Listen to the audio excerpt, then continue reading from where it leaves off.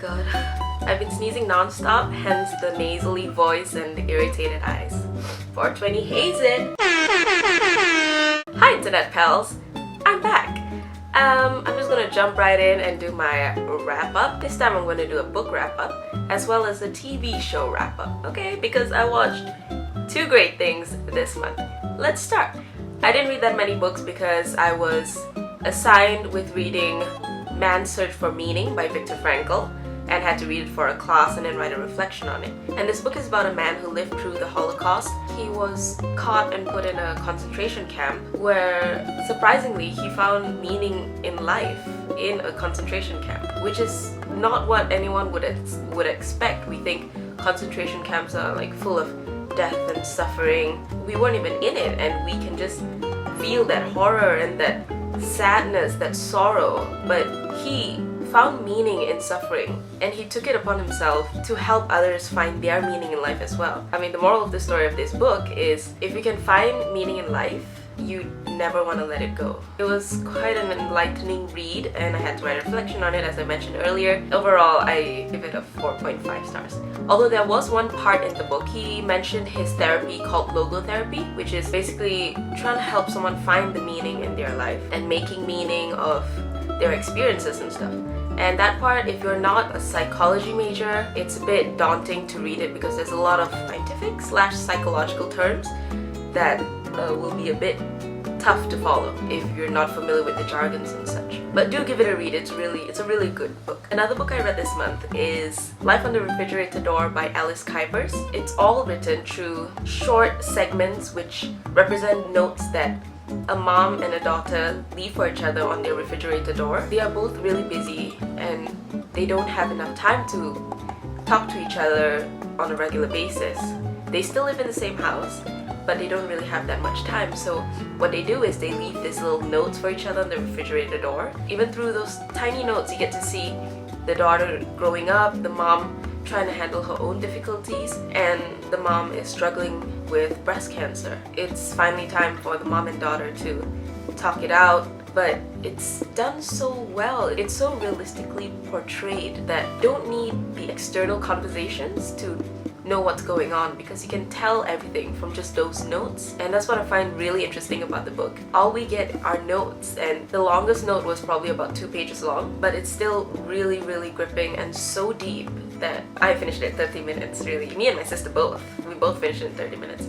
So I really recommend this book, and yeah, I gave it a 4 out of 5 stars. Yeah, I only read 2 books, okay? But don't blame me, I had a lot of stuff to do. I actually have a tiny haul for you guys. I don't do big hauls anymore unless I go to like a book fair or something. So what I bought this month with the loss of my allowance money is this. The Rest of Us Just Live Here by Patrick Ness. I love this version because look at the cover, it's beautiful. I have yet to read it because I've been procrastinating. Yeah, really eager to read this book. I still have a bunch of books that I haven't read from my last haul. I don't know, maybe I'll just skip those and just read this. I'm really excited for this. I love Patrick Ness. He's one of my favorite authors. He's one of my favorite authors, and I can't wait to delve into this book. So for my TV show wrap-up, my visual stimulation wrap-up, I finished Sense8 Season 1 because they're confirmed there is a 2nd season coming up. Okay, here are some thoughts about it. I just found the whole thing to be so beautiful. The way it's filmed, the way the characters are portrayed, everything just ties into each other. It's such a good series. I mean, it even has such a diverse cast of characters. It's beautiful. You get to see so many types of people, and I bet you can identify with at least one person there. Despite all the hype about the main characters, my favorite character in my heart is Amanita. She is so sassy, so brave. She's always got Nomi's back, like all the time. She's not afraid to do whatever it takes to... Amanita, I love you so much. So I love Sense8. I recommend that you guys go watch Sense8 if you haven't already. Why haven't you? Have you been living under a rock? It's awesome. I also rewatched Shingeki no Kyojin, English Attack on Titan, because I watched the movie, the live action movie, so I had to revisit Shingeki no Kyojin, SNK because I needed to get over how bad that movie was. Like, what even is the plot? What is going on?